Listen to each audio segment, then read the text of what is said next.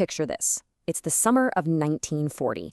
Pretty much all of Europe has fallen to the German war machine. France has just surrendered, the British army barely escaped from Dunkirk, and now one nation stands totally alone. They're bracing for an invasion that feels absolutely inevitable.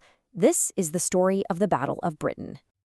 On June 18th, Britain's brand new Prime Minister, Winston Churchill, said these exact words to the House of Commons. Talk about dramatic, right? He wasn't just giving a speech, he was basically naming a battle before the first shots were even fired. That's how serious this was. The fate of the free world was literally hanging in the balance, resting on what was about to happen in the skies over Britain. And this really shows you how dire things were. I mean, just look at it. On one side, you've got a whole continent under German control, and on the other, you have this one single island holding out. Germany's top brass were pretty sure Britain would be forced to the negotiating table any day now. So, to make that happen, to either force a surrender or just crush Britain completely, Hitler greenlit plans for a full-scale invasion. The codename was Operation Sea Lion. But there was one huge problem standing in the way of any German ships: the Royal Navy. The German High Command, they weren't stupid. They knew they couldn't just sail an invasion fleet across the English Channel while the Royal Navy was still ruling the waves. So, Operation Sea Lion came with a giant condition attached. Before even one German soldier could set foot on a British beach, Germany had to own the sky above it. So it all boiled down to this pretty simple three-step plan. Step 1, wipe out the Royal Air Force, the RAF. Step 2, with the RAF gone, gain total, unquestioned control of the air. And only then could they move on to Step 3, the invasion. The whole war, right at this moment, hinged on a fight between two air forces. But Britain had an ace up its sleeve. And it wasn't a particular plane or even a pilot. It was something totally revolutionary, an integrated air defense system. And it was the brainchild of the head of RAF Fighter Command, a guy named Air Chief Marshal Hugh Dowding. Okay, so this is what's so cool. The Dowding system was basically the world's first ever integrated network for warfare. Think of it like this.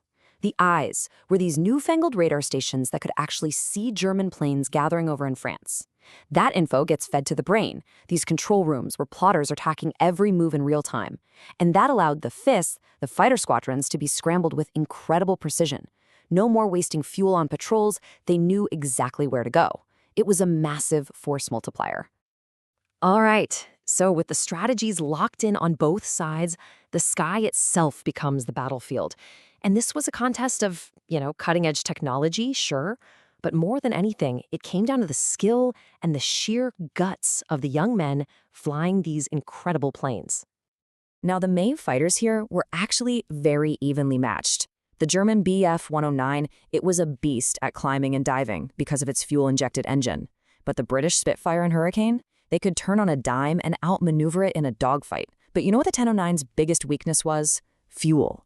It had such a limited range that its pilots only had maybe 10 or 15 minutes of actual combat time over London before they had to head for home. So the battle didn't just happen all at once. It really unfolded in stages. It kicked off in July with attacks on shipping in the English Channel. Then, in August, the Germans launched their main event, Adler and Griff, or Eagle Attack, which went straight for the RAF's airfields. And then came September, when the whole strategy was about to change. Big time. And you know what? That big August assault, it was working. The Luftwaffe was just hammering the airfields in southern England, day after day. Hangars were burning, runways were full of craters, and the pilots were absolutely exhausted, flying mission after mission. Fighter Command was seriously on the ropes. They were losing planes and pilots faster than they could replace them. The system was about to break. But then, right at that moment, when it looked like victory was in their grasp, the Germans made a choice that would change everything. The whole course of the battle, maybe even the war. It was a huge, battle-winning blunder. So you have to ask why. I mean, why would you change a strategy that's so obviously working? Was this the fatal mistake for Germany? Well, the answer comes down to one word: retaliation. After a tiny, pretty ineffective RAF bombing raid on Berlin, a furious Hitler ordered the Luftwaffe to switch targets. So on September 7th, the main objective was no longer the RAF airfields. It was the city of London. The Blitz had begun. And here is the ultimate irony. By bombing London, the Germans accidentally saved the RAF. The pressure on those vital airfields was suddenly gone. This gave Fighter Command the breathing room it so desperately needed to repair everything, rearm the planes, and let its pilots rest. By focusing on terrorizing civilians, they gave their real target, the RAF, a chance to get back in the fight. And that single decision, it turned the tide. The RAF could now meet the German raids over London in bigger and bigger numbers. But this victory, it wasn't just a British one.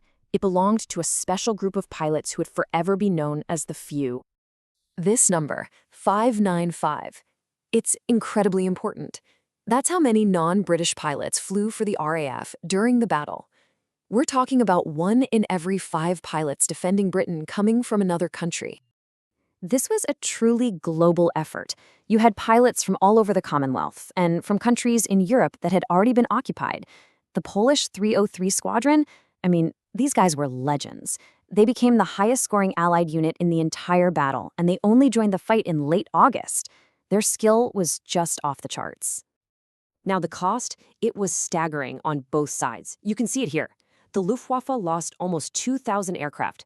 The RAF losses were heavy too, no doubt.